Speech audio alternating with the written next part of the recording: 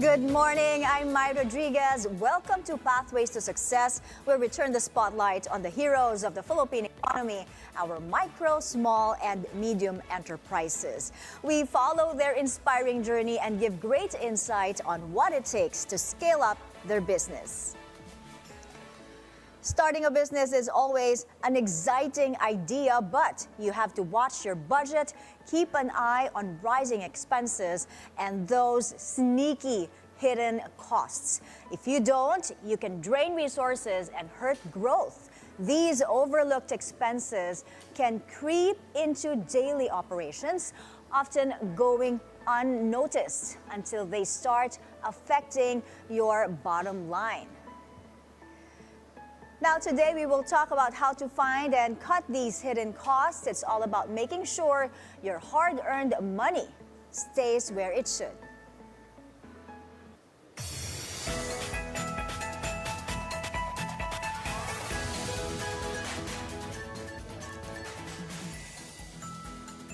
And our business mentor for today is a certified franchise executive and strategic planning consultant, Rhea Flores. Welcome to the show, Rhea. Thank you, Ms. Mai. It's good to have you here because this is such an important topic for us to discuss, right? But many business owners don't realize that hidden costs, how hidden costs can sneak up on them. But before we dive into that, let's talk about your background. First, can you give us a bit of the story of your journey, how you got into this, how you started as a certified franchise executive? Yes, Ms. Mai. So currently, I am part of a consulting company called FranCorp Philippines. At FranCorp, what we do is we create the structure for businesses who would like to franchise their business. So for myself, what I do is I do their structure, I do their business planning, and that mostly entails predicting their sales. But more importantly, as related to our topic, it is about foreseeing or anticipating their costs as they franchise their business. Of course, we've had several businesses from FranCorp. We have guested them on this show, and you've built such an impressive career. Kudos to you. Now, one route you can take to grow is franchising, of course. We all know that, but there is, strategic planning and cost control involved. Tell us, why is this so important? Yes, so strategic planning is very important because that is your game plan on how you will get from point A to point B in your business. So right now, maybe you're operating one store and you would like to grow it to 2, 3, or maybe national. So you need a strategic plan for you to reach such goals. And cost control is an important part of that strategic plan because cost control would enable you to maximize your profits. So that's how important cost control is as part of your strategic plan. Okay, cost control. Yes. Very important because there is such a thing called hidden costs. Yes. Tell us, what are hidden costs? So these hidden costs, from the term, the business owners don't realize that they are incurring such costs in their business. So most of the business owners, or most of the new business owners, what they primarily care about are their sales, their top line, but not minding if they are reaching that sales levels at the expense of incurring costs. So these costs are, some of these hidden costs are the cost of inefficiencies. So some business owners, they feel that wastages are not costs, but really it is. Kasama dun yung redundancies, no? Yes. Sa mga staff mo. Yes. Okay. So if there are too many people doing a simple job, then that's an expense. That's a hidden cost. Another type of hidden cost is, so related to that is yung employee turnover.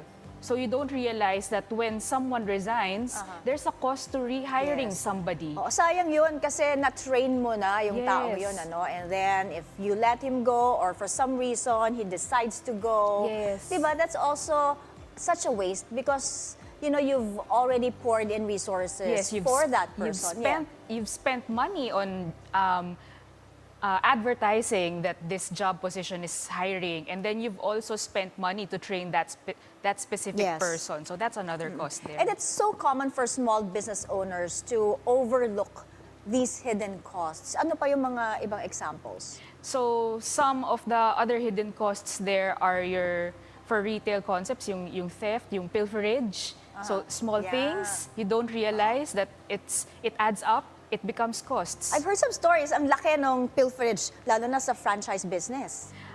Not specifically to franchise business, but to most businesses actually, to those who are starting, because they take for granted na yung layout ng kanilang merchandising, it's very prone to pilferage, like may dadaan lang dyan sa corner, and it's easy to pick up things, and as owners, you don't realize that you're losing money because of the simple problem of the store layout. So aside from that, pilferage, store layout, ano pa? Other costs would be yung ating so there's inefficiencies in your processes. Like if you're doing things over and over again, that's costs. Or that's cost that adds up to your costs. Yung paulit-ulit, not getting the orders right, that's cost. If you redo things, that's cost for your business also. And this is where streamlining your Yes. processes come in. Exactly. Okay, so before we dive into solutions such as that, okay, let's discuss how businesses, especially those in franchising, can create, a solid cost control strategy. Paano ba? So, unang-una dyan is recognizing where are you losing money. So yes, it is important to see how the business is making money, but it is also important to know saan yung butas, saan lumalabas yung pera. You do that by doing your financial audits. You monitor your costs kasi kung hindi, you don't know how you're losing money. So that's one of the advice that we give our clients to those who want to franchise their business or business owners in general. Okay, we'll get more into financial audits and all those strategies you can do. So much more to cover, but let's take a quick break. Up next, we will explore how to cut down on hidden costs in your business. Stay tuned.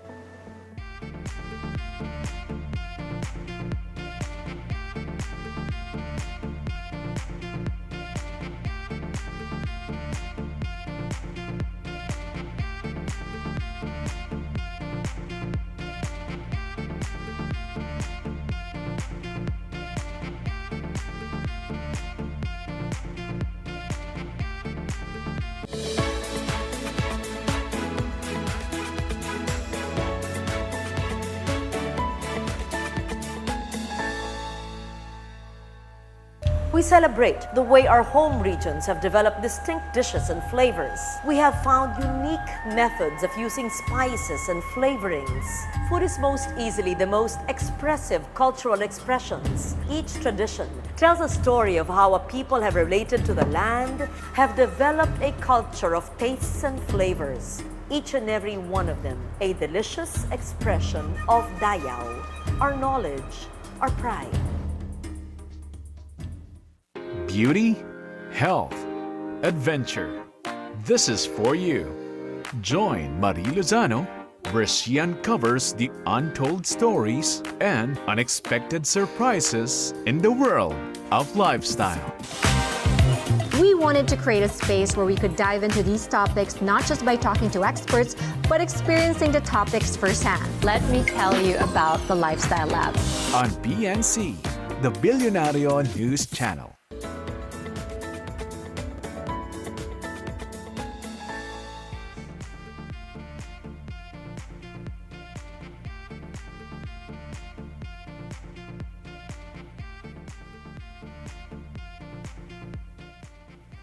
Welcome back to Pathways to Success. Let's continue our discussion about spotting hidden costs in business with Rhea Flores, a certified franchise executive. Now, Rhea, earlier we have discussed what are hidden costs, but are these the same costs that you see in the food business or service and retail? Some of them, they're the same, but for each industry, we see unique hidden costs, such as for food concepts, as I mentioned earlier, there's the cost on wastage.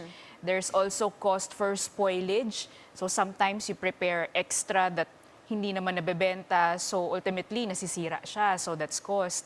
There's also cost for breakage, especially for restaurant concepts like may nabasag na pinggan, that's a cost. So for retail naman, I also mentioned earlier yung ating pilferage. Yeah. So yung mga small items that are easily taken by customers, that's cost for you. And then for the retail industry, yung return and refunds na policy, it could sum up as malaking cost to you if the product quality is not there. So the tendency of your customers is to return it to you. So you have to refund them or you have to spend on deliver or on logistics. So that's cost. And seasonal inventory, especially with the coming Christmas season. So you buy inventory for Christmas, and then if you don't sell everything, there's no way for you to sell it already. Next Christmas, baka iba na yung uso. So cost din yan for you in the retail industry. So these are the most common hidden costs for food, service, and retail. You mentioned, what's this? The return, refund policy, which is actually pro-customer, right? It helps the customer. We all want that.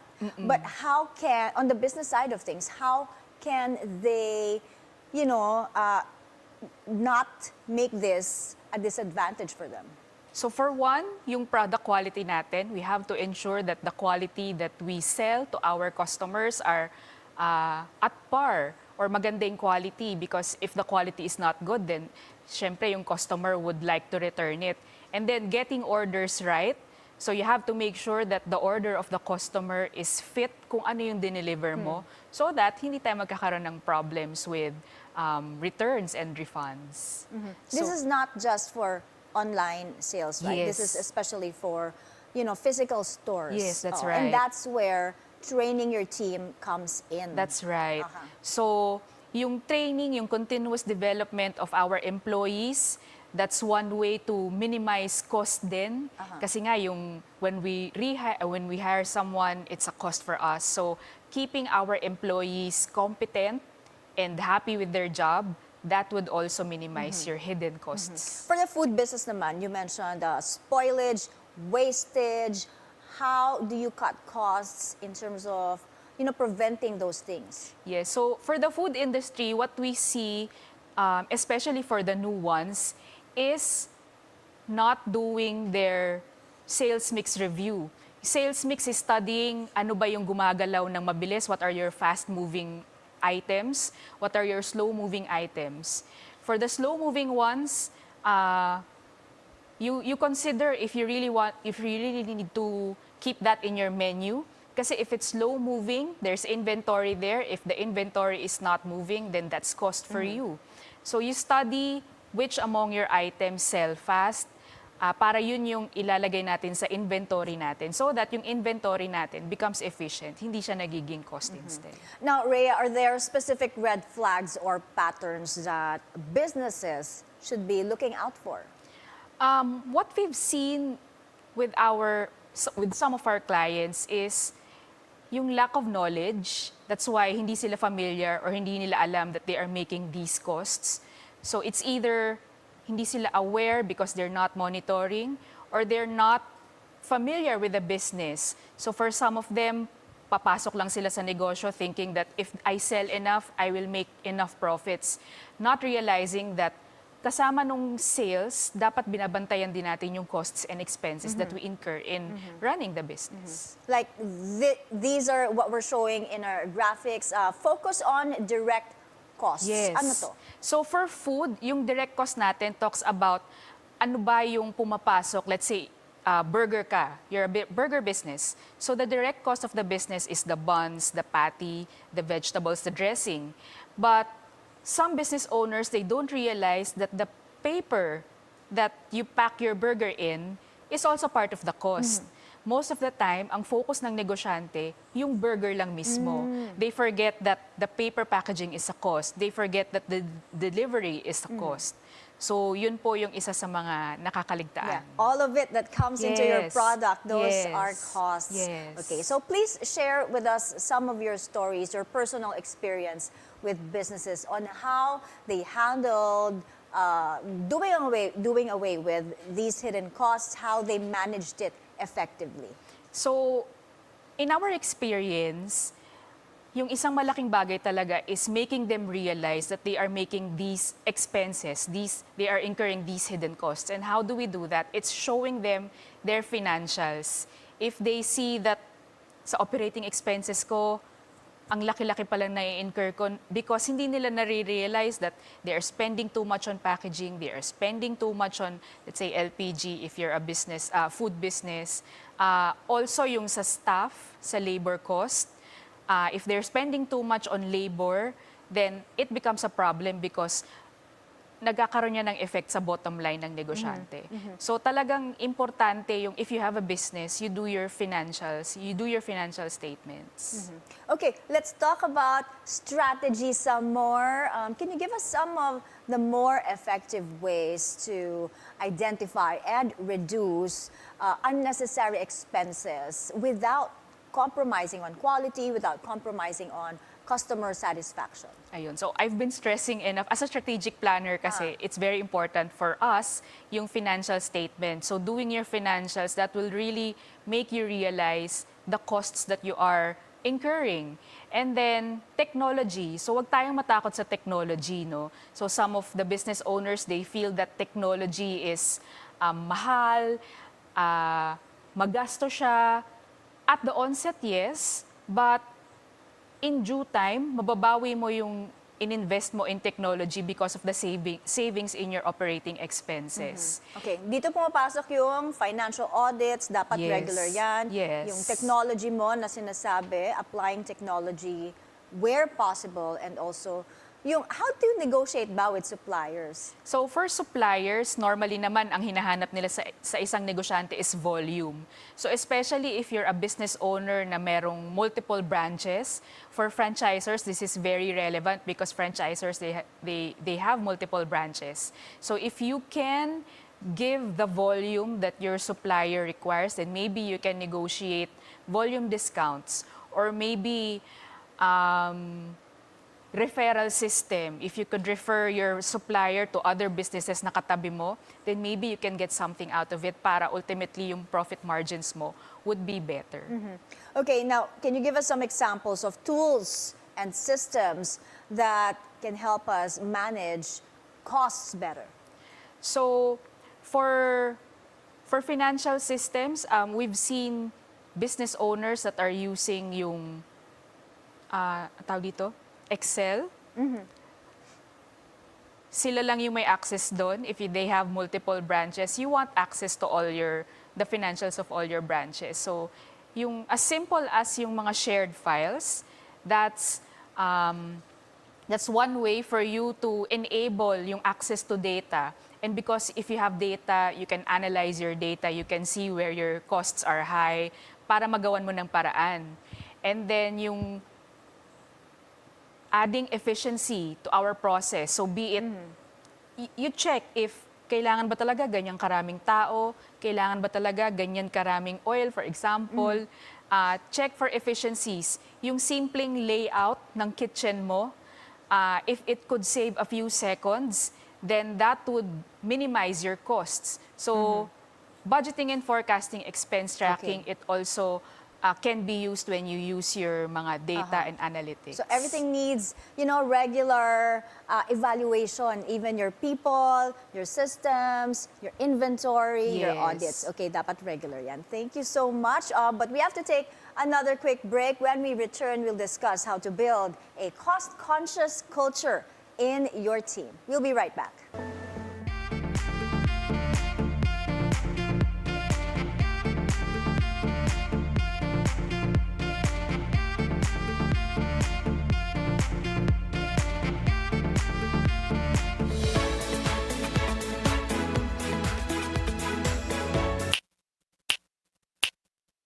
Well, the story really was watching Netflix, and the episode was Kagan. And for whatever reason, I felt connected to his story. So after the episode, I remember I was crying. So my husband Dave asked me, do you want to go back to the kitchen? And I said, yes, I want to go back. So he encouraged me to write him an email. And I did. If you don't mind me asking, what did you write in the letter? Well, I introduced myself. I told him that I'm already a mom, but I'm also classically trained. I work in restaurants and hotels. And I know that I'm not young anymore, and that his story resonated with me so much that I wanted to work for someone like him. So like after a week, I received a call from him, and I think it was such a blur. All I said was, yes, chef, I'll be there. And after a month, I flew before he can even change his mind.